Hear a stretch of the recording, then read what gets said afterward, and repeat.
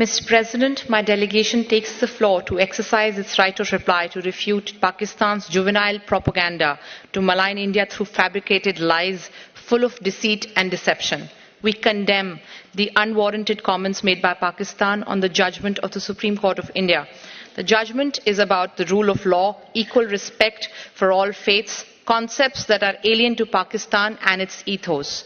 So while Pakistan's lack of comprehension is not surprising, their pathological compulsion to comment on our internal affairs with the obvious intent of spreading hatred is condemnable. Mr. President, the Union Territories of Jammu and Kashmir and Ladakh have always been, are and shall always be an integral part of India.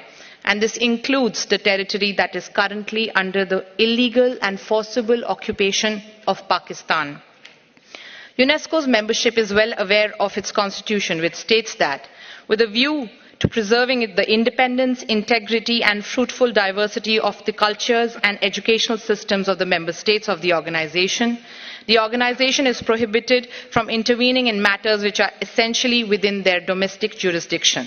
Sadly, in flagrant violation of UNESCO's constitution, its ethos, mandate and practices, Pakistan's intervention did precisely that. Pakistan's intervention is an interference in India's internal affairs. It is unacceptable and we reject it. Mr. President, for us the most important fundamental right is that of right to life. Globally, the single largest threat is this right is from terrorism. Tragically, the reality facing us is that Pakistan is the world's largest producer and exporter of this evil. Pakistan's political approaches are rooted in terrorist violence and its global engagement is defined by mainstreaming of terrorism as an instrument of statecraft. Ask yourself the following questions. In which country were the perpetrators of 9/11 and 26/11 terror attacks discovered? Where were Osama bin Laden and Mullah Omar found?